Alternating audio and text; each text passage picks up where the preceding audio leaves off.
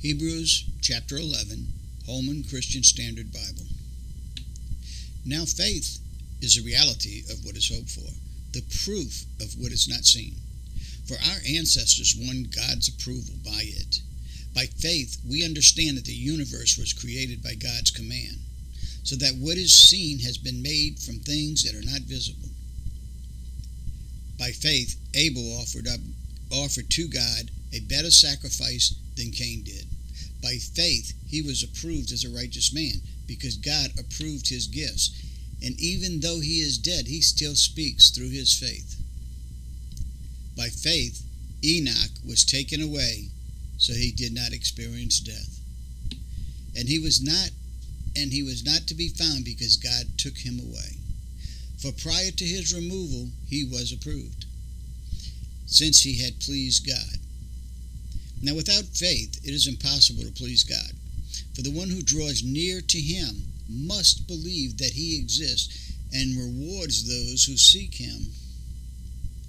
By faith, Noah, after he was warned about what was not yet seen and motivated by godly fear, built an ark to deliver his family. By faith, he condemned the world and became an heir of the righteousness that comes by faith.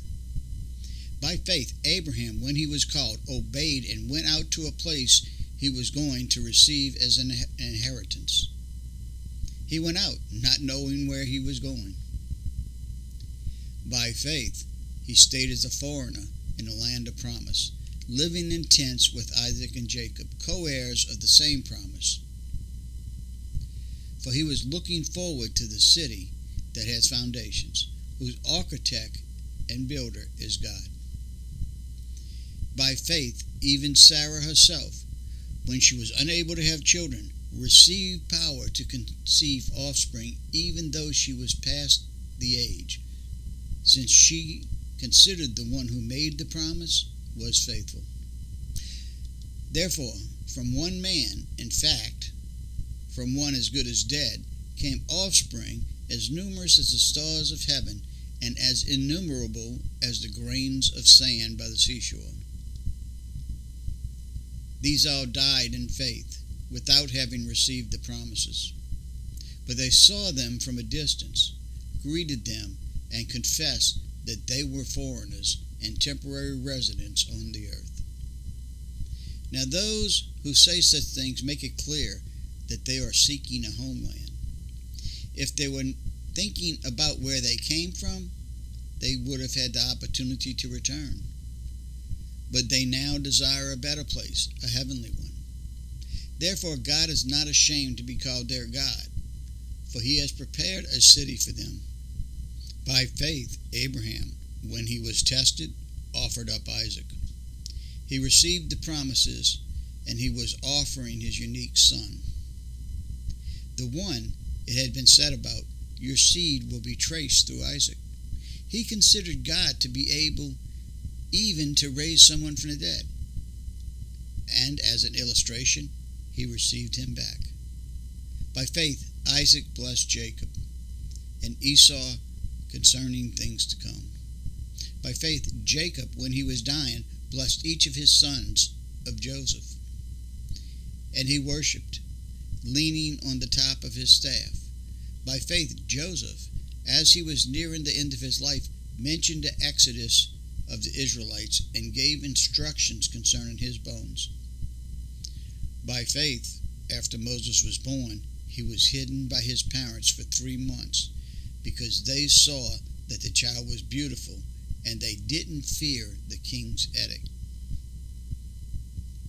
By faith, Moses, when he had grown up, refused to be called the son of Pharaoh's daughter, and chose to suffer with the people of God rather than enjoy the short-lived pleasure of sin.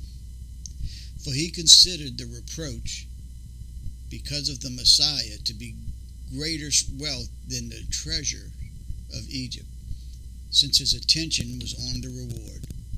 By faith he left Egypt behind, not being afraid of the king's anger. For Moses persevered as one who sees him who is invisible.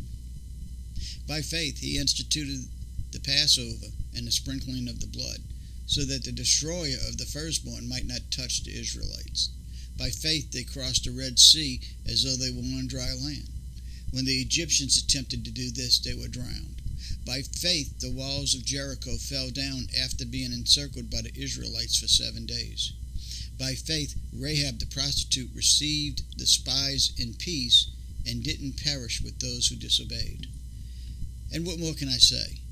Time is too short for me to tell you about Gideon, Barak, Samson, Japheth, David, Samuel, and the prophets, who by faith conquered kingdoms, administered justice, obtained promises, shut the mouths of lions, quenching the raging of fire, escaping the edge of the sword, gained strength after being weak, became mighty in battle, and put foreign armies to flight. Women received their dead. They were raised to life again. Some men were tortured, not accepting release so that they might gain a better resurrection. And others experienced mockings and scourgings, as well as bonds and imprisonment. They were stoned. They were sawed in two. They died by the sword. They wandered about in sheepskins and goatskins, destitute, afflicted, and mistreated. The world was not worthy of them. They wandered in deserts and on mountains, hiding in caves and holes in the ground. All of these were approved through their faith, but they did not receive what was promised, since God had provided something better for us, so that they would not be made perfect without us.